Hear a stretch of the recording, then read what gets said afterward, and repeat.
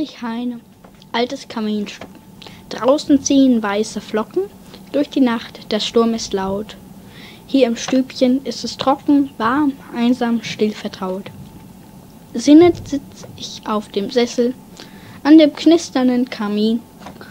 Kochend summt der Wasserkessel längst verklungener Melodie.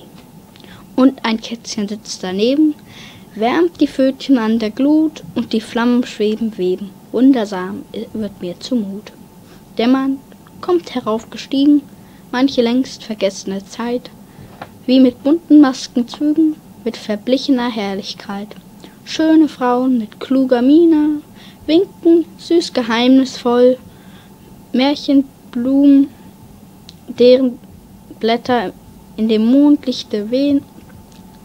Wackelnd kommt herbeigeschwommen manches altes Zauberschloss, hintendrein geritten kommt blanke Ritter Knappentross, und alles zieht vorüber, schattenhastig übereilt. Ach, da kocht der Kessel über, und das nasse Kätzchen heult.